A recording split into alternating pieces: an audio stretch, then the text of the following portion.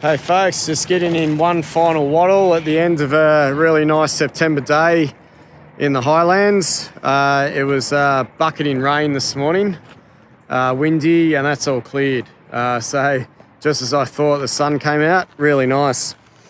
This is Mittagong, Boxvale Road. This is a place called Mount Alexandra Reserve. Mount Alexandra Reserve, it's got a couple of sections, separate sections, but this is just off Boxvale Road. Nice place to come and check out some vegetation and some bushlands.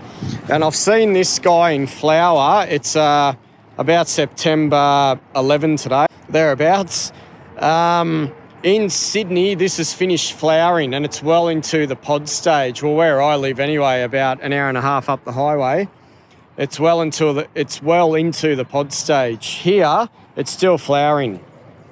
And this is Acacia myrtifolia, the beautiful Myrtle-leaved Wattle, which is a really common one in the Greater Sydney area. Pretty easy to find, usually in sandstone woodlands and forests, but you can find it in heathland sometimes, and sometimes you might find it on a heavier soil, maybe in a shale-enriched forest as well sometimes. It's very numerous down the Southern Highlands. You can find it in really large numbers. Went to make a video on it in Sydney the other day, and it's well and truly into the pod stage. It was flowering about 3 weeks ago, so it's a very quick one. Myrtifolia has a massive range, geographic. It's mainly coastal, but it goes from Bundaberg in Queensland right down the Queensland coast, down through the New South Wales coast. It goes to as far west as around Lithgow, maybe. Doesn't get much further west than that. Goes down the New South Wales coast, goes into Victoria. It's pretty much all over the southern half of Victoria. It's all around the entire coast of Tasmania. And then it gets into South Australia, where it goes along the coast for a fair bit. Maybe, I would say, something like the eastern half of the South Australian coast, something like that. And then in Western Australia, it's all through the southwestern corner. It's along the south coast for a fair way, and then it goes up the west coast for a little bit. Mainly that big southwestern corner of Western Australia. That's its whole range. My mum's having a holiday at the moment, and she's just sent me some photos, and one of the photos was of Acacia myrtifolia. Mum wouldn't know that, but that's okay. But she's captured a wattle. It's Acacia myrtifolia, and it's on Kangaroo Island, south of South Australia there. So it's even that far afield. So just got a massive range. I can't think of too many wattles that have a natural range like that. I'll have to look some up and see, but I reckon myrtifolia might get the Guernsey for the biggest one. You can see the phyllodes, they're really recognisable. It's a Myrtle-leaved Wattle, and these can be up to 9 centimetres long, but I normally see them a lot shorter than that, and they can be up to 3 centimetres wide. So 9 centimetres, that'd be pretty long. I haven't really seen them that long. Maybe if you get into their northern range, perhaps in Queensland, they might get to that long. I tend to see them about 3 or 4 centimetres long, and maybe about 15 mil wide, something like that. That's typical what you see in Sydney. They do have one gland, which can be 5 to 20 mil above the pulvinus. So they've got a gland there somewhere. Trying to get this in focus. I think that's it there, that brown structure, just on the top part of the leaf margin there. So one gland, 5 to 20 mil above the pulvinus. I'd say that's another one there, that yellowish growth in the middle of my finger there. And let's just get a third one for the hell of it. Yeah, there it is there again. If that wasn't the same phylloid. There's one on that one as well. So they're pretty easy to find. They're normally somewhat conspicuous. And then we've got a mucro as well, a little mucro at the tip of the leaves. There it is there. Just getting late in the day now. Yeah, the light's fading. There's the mucro at the top. So they're normally mid-green, very mid-green colour. There's no real hint of blue in them that I ever see. The leaves, they're somewhat thickish. They've got a bit of a thickish texture, just a little bit. They're not papery thin at all, I don't think. I'm not saying they're overly thick, but they've got a little bit of width there to them that you can feel. You can see the globular heads.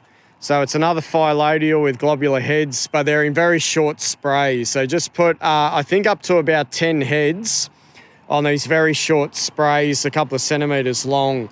I might have read 8 heads, I think, something like that. So again, what's it similar to? Something like, maybe something like Acacia melanoxylon, really, which is phyllodeal and puts on the really short heads, something like that.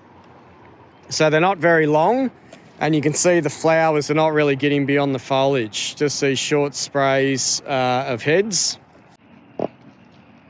Yeah, so just some more clarification on the heads. There can be 1 or 2 in a phyllote axil, or they can be on a longer axis to about 5 centimetres long, where you might have about 8 to 10 heads. So you can get 1 or 2 in a leaf axil. I think there might be an example here. 1 or 2 there, or you can get them on longer sprays. So possibly a bit like Acacia elongata, perhaps. I think in that video I said they could be doing that as well. You can get these terminal sprays here, which are really cool. You can see they're a nice pale cream. That's pretty typical for Myrtifolia, a really pale colour. So I'm down maybe my left end of the spectrum with really cream or really pale yellow. And that's what I tend to see a lot of the time. I think sometimes they can throw the odd darker tone, but a lot of the times they're really pale. So here's an example here. We've got a longer spray there. Here's a good one. It's in the bud stage. So you got a head and then a couple more coming on a longer axis. Really interestingly, it's got a small number of flowers in the inflorescence in the head. It says 2 to 8. It'd be funny to see a globular head with only 2 flowers in it. That'd be funky. These have got 3 only, and it's saying they can have 2 to 8. It almost looks like a misprint on the New South Wales flora, but it's been backed up there. 2 to 8 flowers in each head. That's a really small number. So that's something that's special about it, or different about it at least. There's a longer spray. Might be getting up to 10 heads in that one, or at least 8 heads. And then if we just, again, look at some other parts, we can see solitary heads. Where are we? Yeah, maybe almost solitary.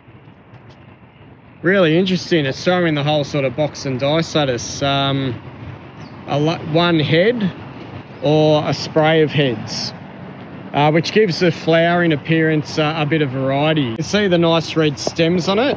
I always think the nice flower colour with the red stems, it's a real contrast. It would make it a beautiful plant to grow. I have grown these in the garden before, but they were short-lived, so they sort of died after about 3 or 4 years. But I should give them another go. They're very beautiful.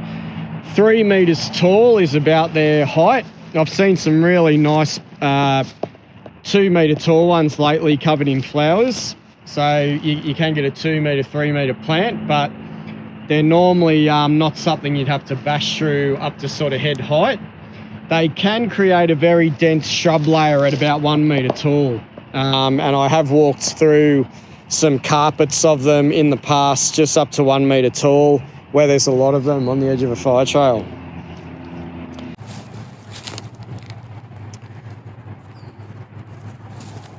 You can see the phyllotes have a really strong mid-vein as well. I should have pointed that out before, but a very strong mid-vein there.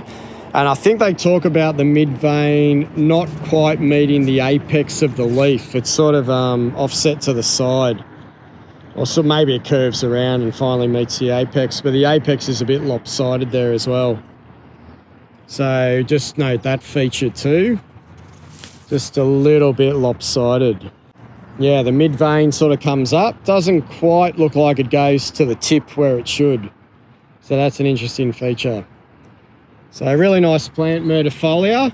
I'll have to find out if any other wattle has a bigger natural range, because that is pretty hefty. It's very strongly coastal, but from Western Australia right up to Queensland, going around the coast. And like I said, if you look at Tasmania, it's around the entirety of the coast of Tasmania, so that's pretty extensive. Beautiful plant.